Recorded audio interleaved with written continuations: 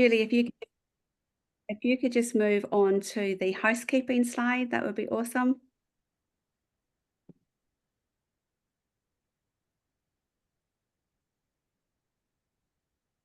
Next one. Awesome. So welcome everybody. It's lovely having you with us here this morning. We're really pleased that you've made that time. So just a few housekeeping little things. If you could just remind yourselves to please keep yourselves on mute unless you are sharing. We are recording this session and we will share it with you. Let's connect, inspire and uplift each other. And any gems and pati that you have throughout, please add those to the chat. We will be keeping a record of these and we will use them to guide our next webinar. Julie, if you could move on to the agenda. Mm-hmm. One moment. Yes. All right, so as we said, we've welcomed everybody and you're so welcome. So today's session is going to be led by Julie Nugent, and she's going to be sharing an overview of how the science of learning and structured literacy are interwoven. And then at the end, we will have a look at what's next. So where are we going to next with these webinars? Okay. All right, so on that note, I am going to introduce you to today's speaker. That's Julie Nugent, as I've already said, and Julie is an RTLB from Cluster 8, and she brings a wealth of knowledge about this topic and has very kindly set aside her time to prepare for and present today. So on that note, I'm going to hand over to Julie. Kia ora. Thank you, Corinne. I just need to check, can everybody hear me? If you give me a thumbs up, Corinne, I've minimised my good, perfect. Okay, good morning, everybody. Thanks for joining us. I hope you've got a coffee or your toast, whatever you need to have to get through this next hour. It's going to perhaps go quickly. They usually do. I hope they go quickly, otherwise it'll be quite boring. The work that we're doing today to look at the links between the science of learning and structured literacy, as Corinne said, is just a beginning, because we know the science of learning sits under any topic. And I'm hoping that as we go through this today, you'll see how these things apply to everything else that you're doing, all the work that you're doing, whether it is at a universal type level or an intervention or even teaching support level. So what we're going to look at is just increasing our understanding about the science of learning. I know the ministry has released some support materials around the science of learning, so you're probably already on the journey, and I apologise if this feels not as advanced as you'd like it to. I'm going to try and tick the boxes that I think are the most important.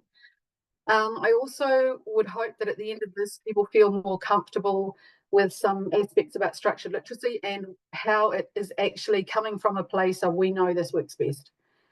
And then understanding the links between those two so that it can really support and inform the work that we do, no matter the context. Okay. So as Corinne said, I am currently an RTLB literacy specialist. I apologise that these things are coming up on my window. Can you see them all on my window? People coming in. Sorry. Hello, everybody coming in. At the moment, I'm a literacy specialist. My cluster manager generously allowed me to carve that piece out of the work that I was doing in Cluster 8. That's my cluster manager, Roseanne. I've taught for about 30 years. I'm primary trained, but I've had the opportunity to teach in secondary schools as well.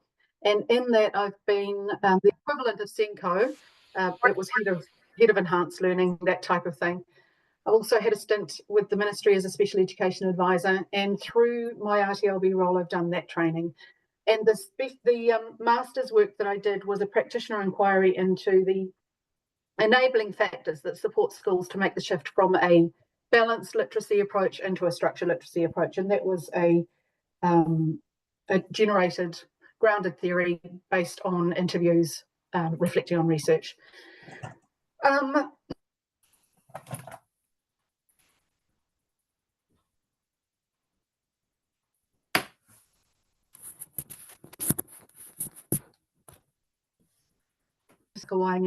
Of literacy at Tātai too.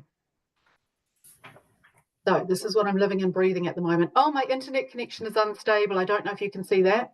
I hope, am I still coming through all right? Good, thank you, Bernadette. Okay, so the thing about learning is we know it actually changes your brain. If you've learned something, your brain looks different to what it did before you learned it. So our long-term memory is actually changed, connections are different. But for that to happen, information has to be processed through the working memory. And that's usually where the glitches happen for most students. That's the space that we're in right now when we're talking about the science of learning. So we know the working memory it's a mental workspace that students use to actively engage with facts and concepts and procedures. Information can't stay in there very long. My friend Claire Knight says that moving knowledge from the working memory to your long-term memory is like taking stuff out of your fridge and putting it into the freezer. You don't want everything stuffed into the fridge. It's going to go off, and each one's going to take on flavors of each other. Your freezer, on the other hand, is stuff that you can tuck away so that you can retrieve it when you need to. It is, Sweller, there's a lot of information from Sweller about the long-term memory. And the long-term memory, actually, unless there's some sort of neurologically impaired kind of process or function, the long-term memory has no known limitations, but the working memory does have limitations.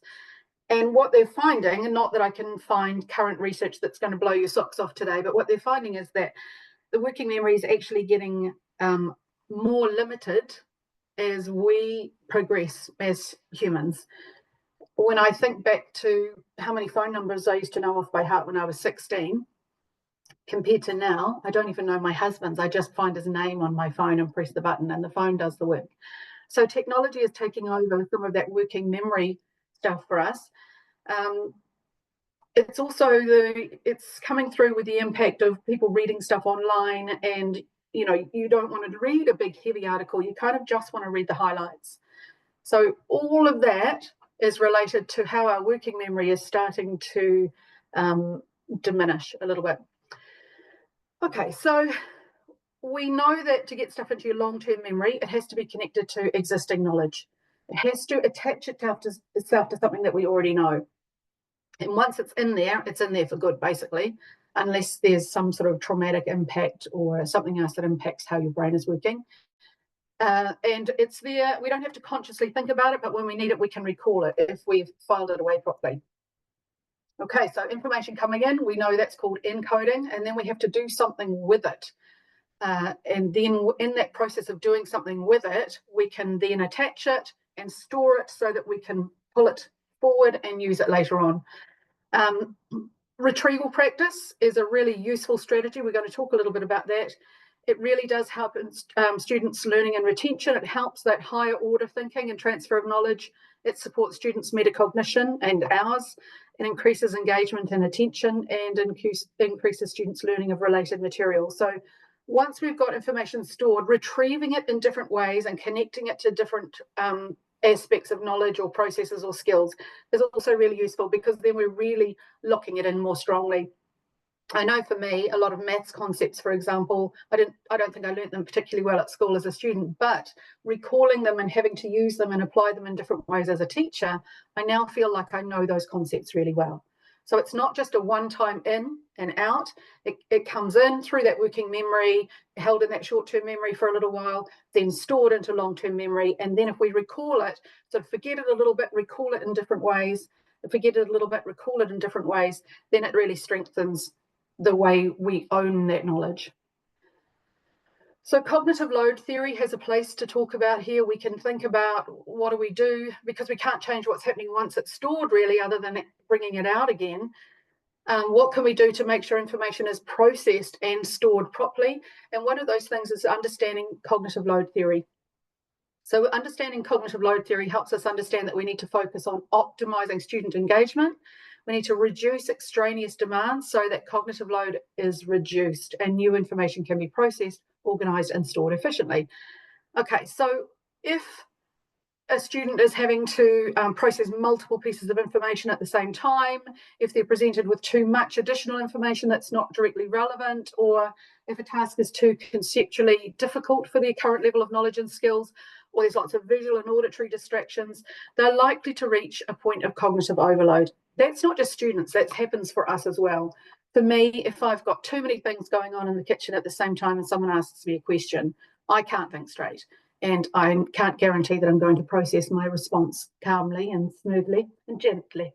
It might be a bit more, my stress level is going to increase and my decision making isn't going to be as smooth.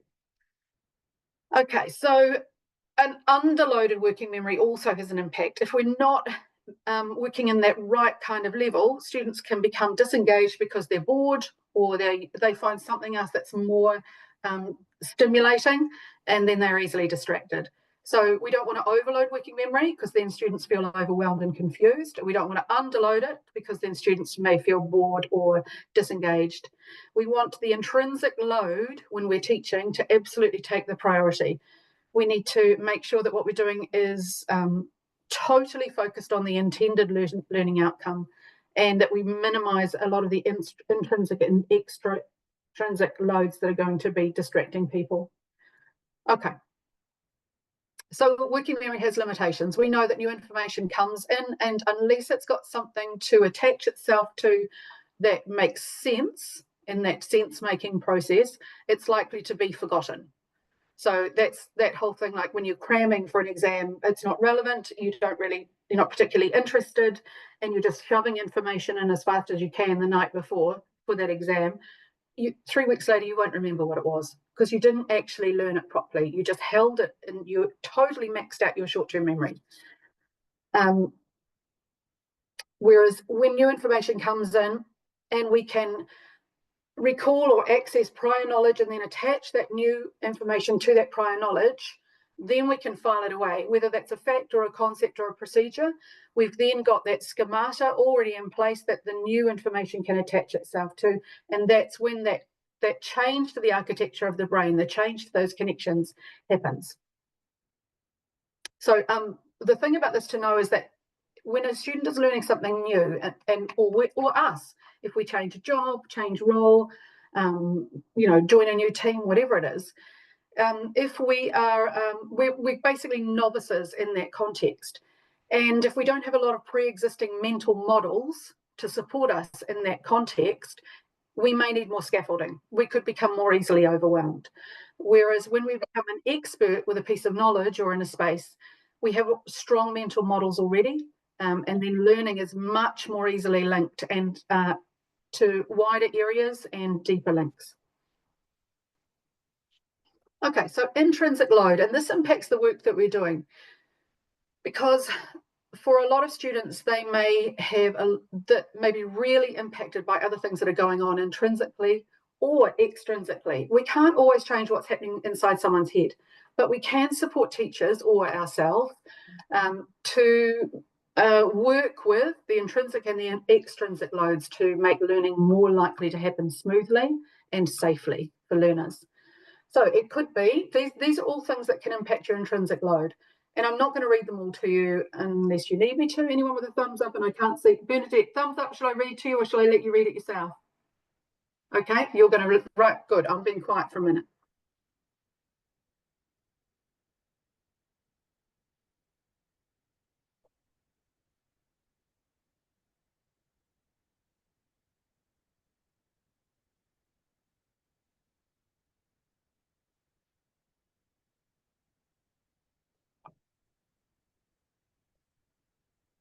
So that wasn't a speed reading task, but I'm hoping these make sense, don't they? So you can see them and think, okay, right, good, yep, of course that makes sense, that makes sense. But it's surprising how often these things are still happening, and just managing some of these can make a really big difference for the students that we've got, no matter what it is that they're learning. Here's some more.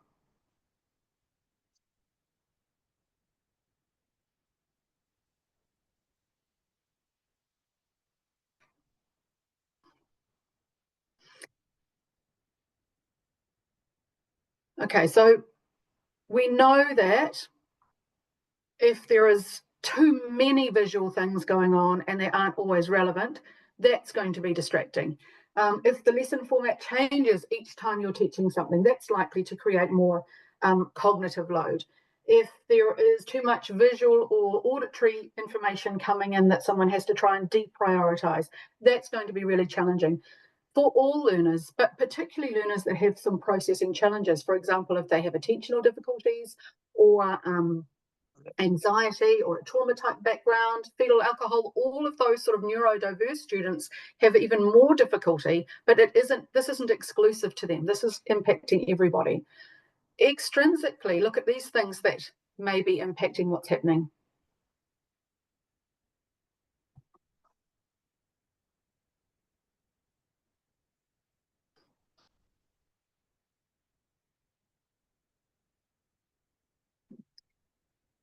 And if you were to go into a classroom and even, I mean, I'm doing the wrong thing here, aren't I? I'm asking you to read a slide and I'm talking different words. I should shut up just for one more minute.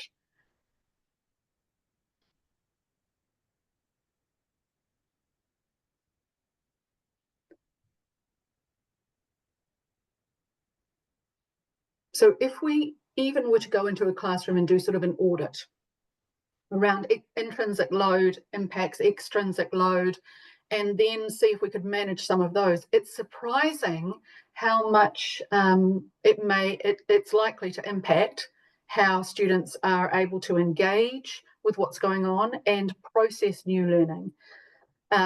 We're going to talk about a few more strategies, well, a few strategies as we go through, and then make those links to structured literacy so you can see where it's coming from in that way and why we call it structured literacy. Okay, so I'm hoping this is going to work, and if it doesn't, that's going to be sad, and I don't know what to do about it. Oh, and I've only got half of it on the screen, sorry.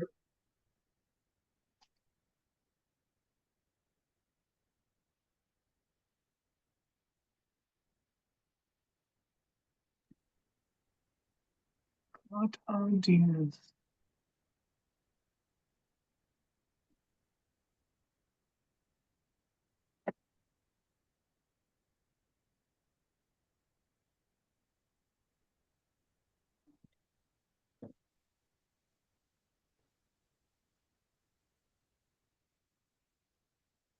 Okay, so I don't know where you are, but the first I see the gorilla straight away now. The first time I watched that, I was so focused on counting how many passes happened that I totally missed the gorilla, or the person in the gorilla costume walking through the middle. So our attentional system is part of our brain that supports us to deprioritize information that's not important and prioritize what is important. For some people, that is stronger than for others.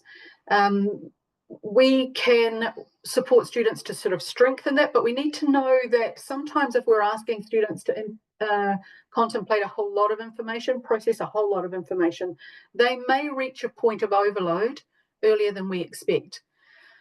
That attentional system, if it can't buffer out unimportant information, it's going to impact our working memory. So that's going to mean that we're likely to be distracted, overloaded, and not be able to process the info that's important. That's going to have an impact on our cognitive load. Oh, all right, moving on, moving. Good, here. Okay, so there's a few things we can do to maximize learning. I'm going to go into these. This is like my contents page. I'm going to quickly go into these different strategies. These are really useful to know to come and if you're coming into a class, you're doing a bit of an observation, you might be able to select 2 or 3 of these that could support what's happening. So we could break up content, we could teach more explicitly, we could present information more clearly, we could make sure that we're focusing on just the essentials, we could use models and examples, we could make sure that we're giving opportunities for students to practice in a supported way and then in an independent way. We can make sure the information we are supporting students to process is sequenced logically, and we can make sure that we're accessing students' prior knowledge before we give them new information so they can link it. So creating a learning environment that supports a focus on learning and incorporates scaffolding provides students with more guidance, and then they can complete more difficult tasks. If students are new, particularly to procedures or concepts, Rosenshine talks about this, we really need to make sure we focus on this as part of our teaching. You can't teach a novice the same way you might teach an expert and expect them to work at the same pace. So we can scaffold differently. We're going to look at some strategies in a minute. In fact, we're going to look straight now. Let's have a look. So one of them is explicit instruction. Now, I like that explicit comes from a Latin word which means plat. And when you look at the definition, it really means to open up all of the pieces. It's not obscure, it's not ambiguous, it's really clear, broken down. All of the pieces are laid out and explained, and you're clearly making the steps. First this, then this, then this. So if we teach with that kind of thinking, Anita Archer and Hughes talks about these 16. These 16, if you can do these, you'll be sweet. So focus your instruction on just the critical elements. Sequence the skills that you're trying to expose students to support them to have competence in. Sequence those logically. So simple to complex, concrete to abstract. Break those down into smaller little chunks. Design your lesson so that it's really clearly organized and focused. I still like that whole idea about it. There's a time and place for a low variance lesson, because then someone is not surprised. Things are familiar and they can automatically process them without thinking about how to do something. Be really clear about what your expectations are and what it is that people are going to be working through. Review prior skills first. Do some step-by-step demonstrations, like making all the steps in that plat clear. Use really clear and concise language. Don't flood the space with words, which is my tendency. Provide lots of examples and non-examples so that people can test. Is this one too? No, it's not. Good. Provide guided and supported practice. We're going to talk about that.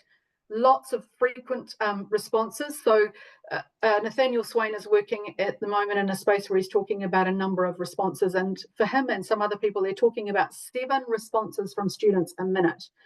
Now, that's not something I feel like I've ever been able to really achieve. For those students that were able to respond to me like that, I think there was probably an equal number that weren't responding at all. So this is an area that I want to develop some more competency within, getting more responses and more active engagement from everybody.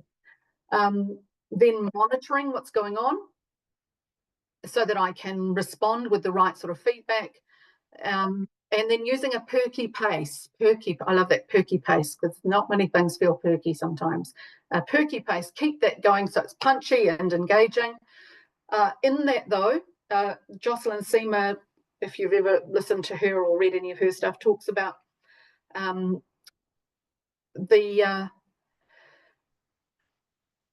you don't need to have fidelity to a program, have fidelity to your students and their learning. So don't feel like you're locked into a plan that someone else has created. Have fidelity to the students that you've got in front of you, and then support them to organize that knowledge.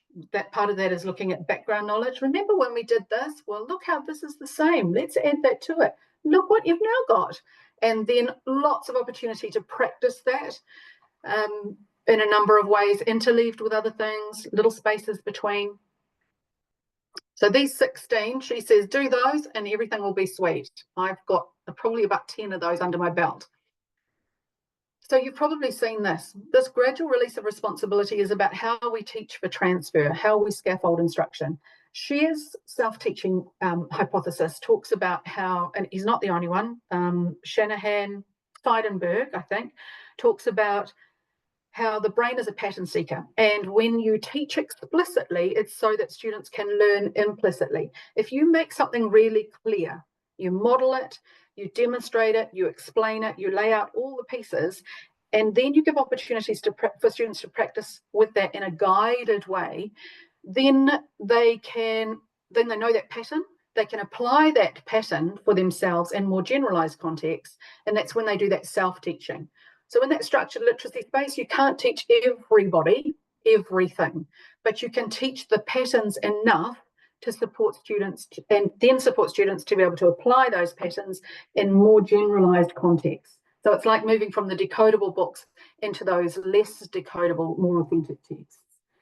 So to start with, I'm doing it, and then with my students, we are doing it, and then you are doing it with each other, but I am watching and guiding and giving you good feedback, and then you are on your own. So with me, it's quite controlled, and then as I release that responsibility to you, you are the one that's controlling it, and I am back there kind of going, okay, right, you're on your own, I'm here if you need me.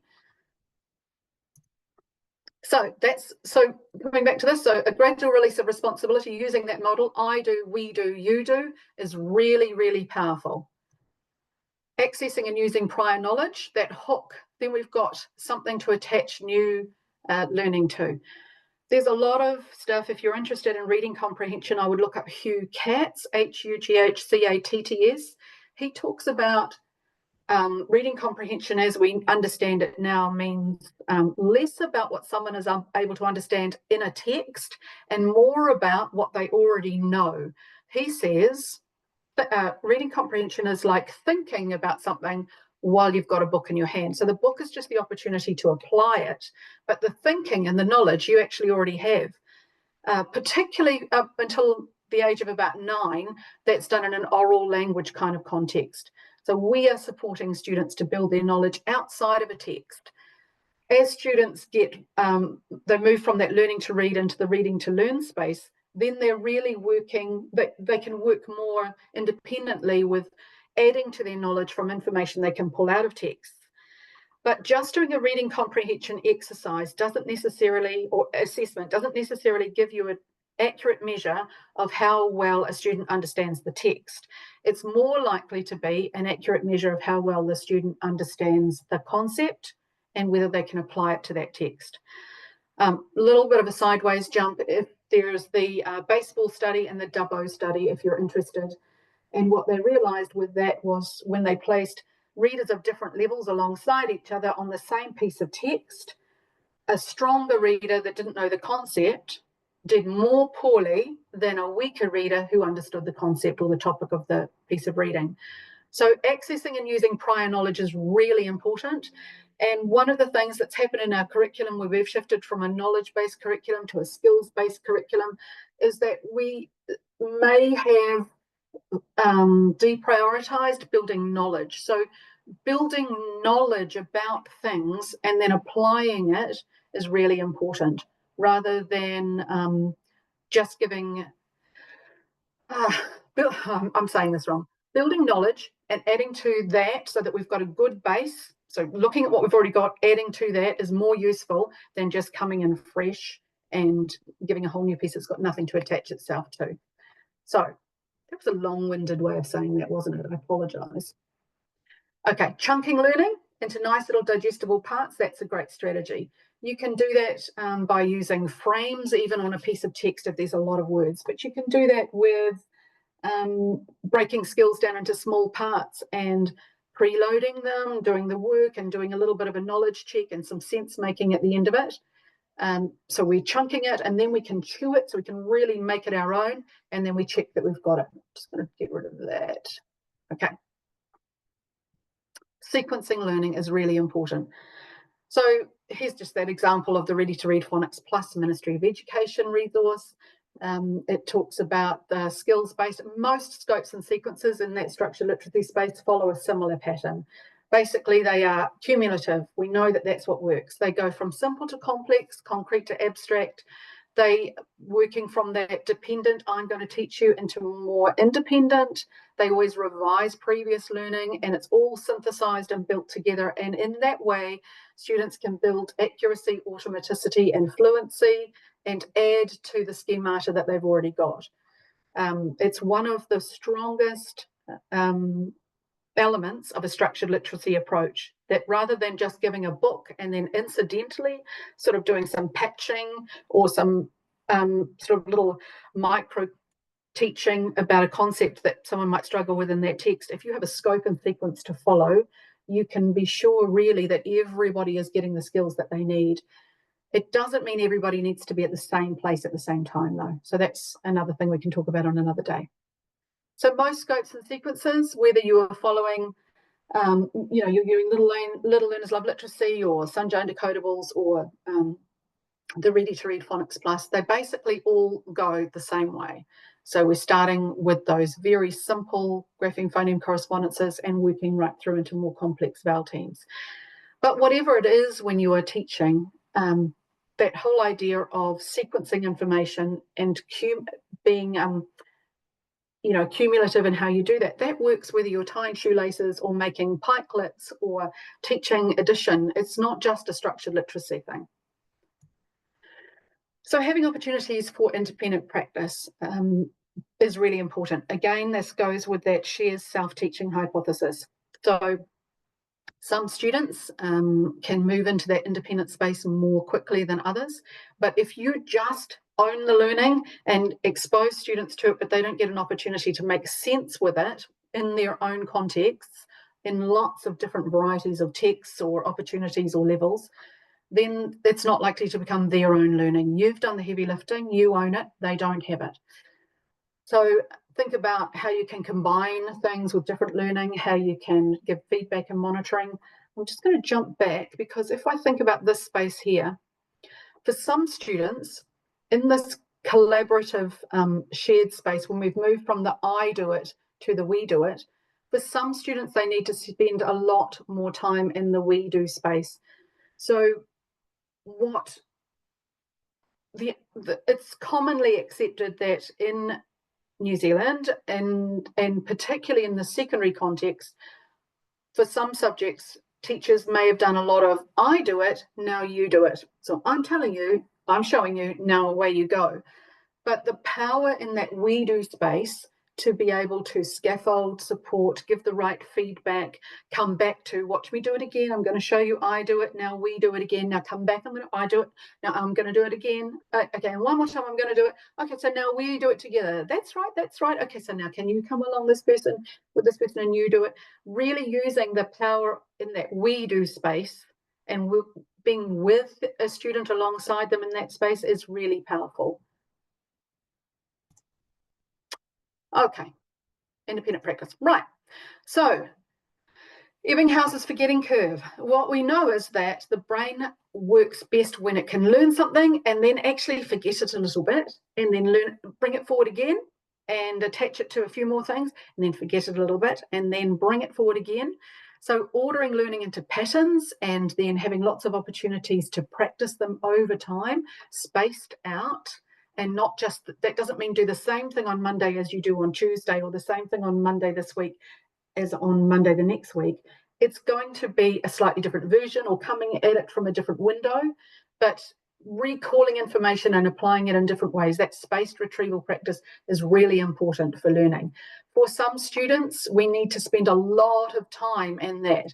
For some of my intervention students that I work with, we are doing, it's not 5 passes for mastery. We are, 10, 15 going over and over in different ways to make sure we get them. But if we don't get that right, we can't build the next piece of learning in as well. So interleaving, mixing that information up, making sure that it's seen in different levels of text. So yes, remember when we looked at this in this book and we explored that? Now here it is again. Can you see it? Watch me take you through that. Do you remember we recalled it this way and this is how we taught it? And then Jose said that. Okay, so here it is again, but look what they've done to it now. We're now looking at it this way. Can you see how that makes sense? And then you might then look at that same concept in a different subject. Or you might be reading a shared book or even watching a movie or looking at a sign and you think, look, there it is again, it's there. Okay, helping your students to be active participants. This, you could do a whole webinar just on this. How do you support students to feel like they are safe and welcome and that they belong? That's your foundation. Get that right, then you have more opportunities to start encouraging them to be active. Now, it doesn't matter where a student is in their skills or their ability. If they don't feel like they belong or they're safe, they're less likely to go with you on that journey of learning. So there's a whole lot of strategies you can do in that. In this space, we can look at that on another day. But you can support the creation of a safe, welcoming environment, motivating goals that are relevant and meaningful, creating habits and routines and positive interactions and communication styles, making connections with prior learning and with each other and with things that are important, and then communicating high expectations. I'm just trying to find a book. If you've read that book, is it Becoming a High Expectation Teacher, Christine Ruby Davies, Auckland University, I think? That's got some really great strategies. The one that stood out to me the most from that book was just that whole idea that students know whether you like them or not. They can tell by the length of time you look at them, the number of times that you touch base with them, that you communicate, that you check in, then whether you smile at them the same way as you do with others. That just examining how you are with all your students and consciously thinking, am I communicating in a way that lets this student know they're safe with me? So if you start there, that's a really great foundation for all the rest of your work. Okay, so the other thing, of course, is targeted, clear, prompt feedback. Research says this is one of the key enabling factors to support students' learning and reduce their cognitive load. If you are giving correction in the moment when you see it, I know you can't be 10, 100 people at once, but correcting errors not in a yes, no, but it's focused on the skill that you want to develop, not the part that's not as important. And you are adding to or shifting or moving away from distracting, but you are contributing in a positive, constructive way through your feedback. So they have an opportunity to know how it should be done. You can step in at that point and model that. Remember, this is how we do that sound. Or you can take them back to something that they know, or you can reinforce an instruction. Something in that moment, if it's at the right time and in a positive, safe way, that's going to be really impactful as well. So then when we get into structured literacy, and I know this is the soup du jour, but you've got a lot of stuff to try and get your head around with that. My job today is to try and help make the links between structured literacy and the science of learning, so that you don't, if you haven't already got your head around this, if there's any assumption that might make you think structured literacy is around taking away the freedom for discovery learning or controlling what's happening, it's not about that. It's working around knowledge building in the way that we know works most efficiently in the subject of literacy. It is drawing from the science of reading, which tells us what good readers do and which parts of their brain light up. And that's coming from psychology and cognitive scientists, a lot of people, a lot of languages, a lot of countries, a lot of money. That's the science of reading tells us what we should teach and why, and structured literacy tells us how, and structured literacy is informed by the science of learning. So this is an older graphic. You can find their more up-to-date one, but I like this because it's a little bit more punchy. Structured literacy talks about some elements, which are your topics that you're going to cover or the pieces of information you're going to cover, and the principles, and those two together help reading instruction to be really effective. The principles, that's where the science of learning really comes in strongly. So we're not going to talk about the elements today, just the principles. So 3 main principles, and these are teased out in different ways, but generally these are the accepted principles. We want learning to be systematic, sequential, and cumulative, and we've already seen why that's important. So that's where our scopes and sequences come in. They tell us what it is that needs to be covered and the order to cover that in. Now, that doesn't mean everybody needs to be locked into the same place on the scope and sequence at the same time, but it tells us the skills, where those skills sit on top of other skills and which ones to go to next. So whichever scope and sequence you use, generally by the end of, there are some touch points where everybody ends up at the same place, even if there may be some order changes within it. The order changes will be subtle. So remember, there is a scope and sequence, there is a skills progression that can happen within anything.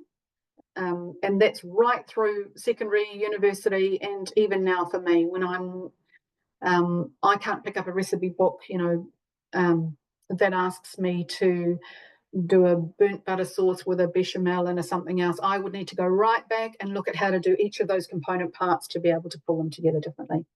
So scope and sequence, whatever subject you're doing. Structured literacy has common ones that go from simple to complex.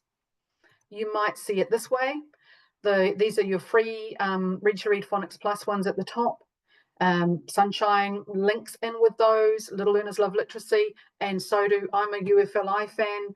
So that has a nice scope and sequence to follow. And generally, we all end up at the same part. Now, to start with, remember in structured literacy, the skills focus for us is in that phonics when we're doing the reading, in that alphabetic principle kind of stage. But that doesn't mean we neglect fluency or vocabulary or comprehension. In fact, we can sequence those as well. Next. So systematic, sequential, cumulative, that makes sense. Structured literacy has that. So diagnostic, we know in our work, that's really important to us, noticing what's going on and then responding to it. So our teaching is designed to student need, not just what the class is doing, but what does the student need right now? The way we work that out is by assessing, and we can use universal or progress monitoring or diagnostic. And then the other part of the principle that's really important is explicit, and we've talked about that quite a bit. That, remember, that means those 16 strategies that we talked about from Anita Archer, making things really clear, going from the I do it, the we do it, you do it space, taking advantage of that shared self-teaching hypothesis, because the brain is a pattern seeker. I will tell you, model, support you to understand this model, this pattern, then you can apply it. And for some students, we're really working a lot in the we do space together. And that everything we do needs to be dynamic and evidence-based. Now, I have a bit of difficulty when I hear that fidelity again, where it's talking about it has to be research-based, Actually, you know what works for your students. If you are a scientist as a teacher when you go into your class, if you are intentionally creating an opportunity for learning and then monitoring how successful that is, and that's been based on what you know that student needs, you will be able to see whether this works or not. Now, you can reach across to a number of different resources, but don't allow them to dictate what happens for your student. Allow them to guide you. You own your thinking. They support your thinking. That's interesting when you think even about AI. I listened to an interesting blog the other day that talked about AI being a really useful tool. Don't discount it. But if AI is doing your thinking for you rather than just doing the grunt work, then you've gone too far. You own your thinking. Whatever resource you're using, apply it with your knowledge of that student, with your diagnostic triangulated data of your student, apply it. So you own how that something becomes dynamic. But of course, your student is an active participant in that. That's what the resource doesn't see. Okay, so now I'm going to take a big breath now and stop. And I hope something in that might have been a useful link for you across from the science of learning to structured literacy. Now, all my screen is dark. I hope I'm not talking to myself. Eek. Anybody want to jump in? Have I lost you? No, we're here. Oh, We're still here. We're still here. Thank you so much, Julie, for that. That was absolutely wonderful.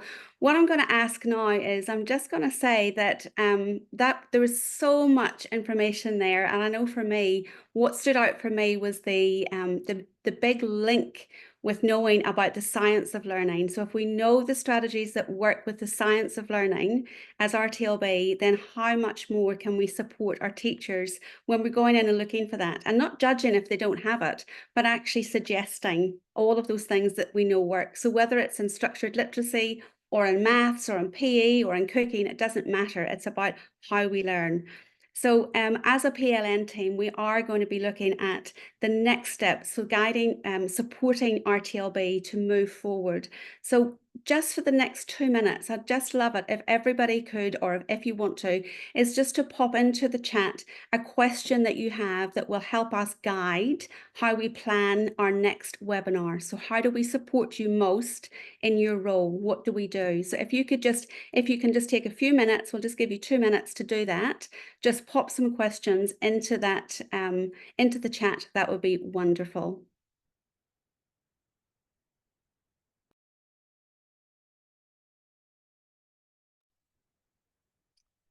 Karina, is it useful for me to drop those questions into the chat that you've got in the back of slide 43? No, that's all good. I've got those ones.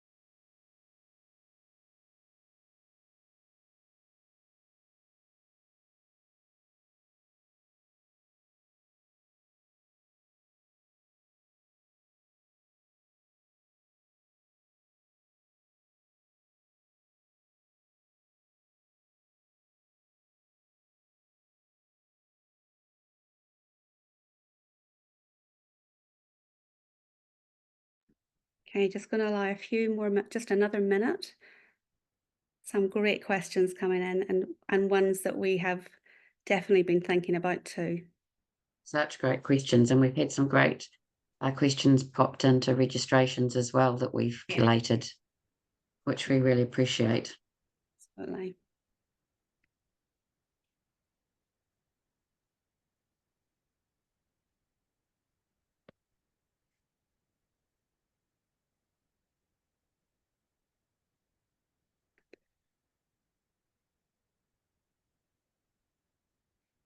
Alrighty, so I think we'll you keep putting those in if, as you want.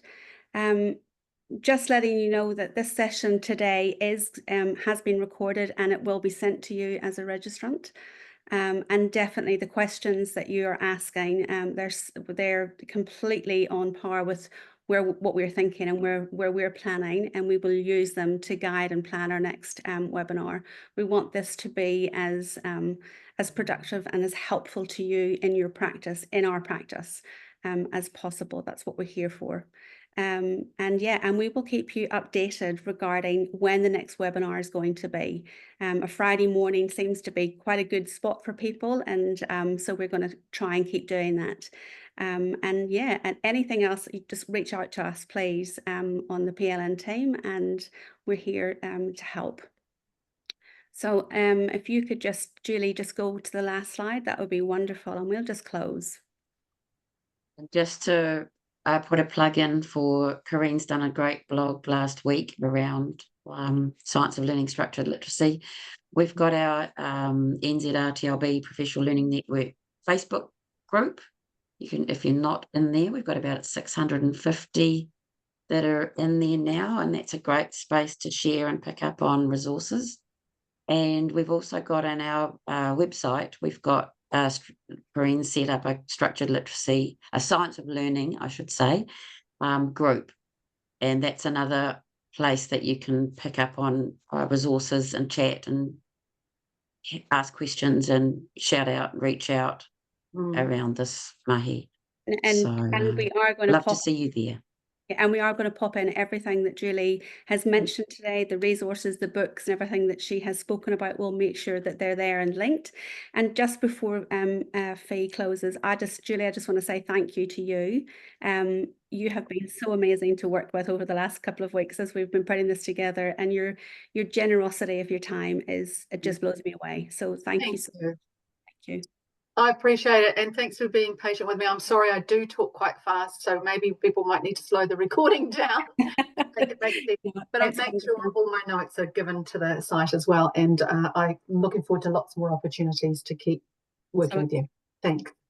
Wonderful. Thank you so much. I'll close. Kia tau te manaakitanga ki runga ki tēnā o tātou. Kia piki te ora, kia piki te maramatanga, kia hoki pai atu, kia hoki pai mai.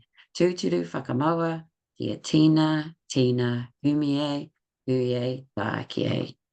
Go well, everyone. Have a great Friday. I love Fridays because it's Saturday tomorrow. Absolutely. And Sunday the next day. Yay. It's been lovely seeing you all. Yeah. Thank you. Thanks.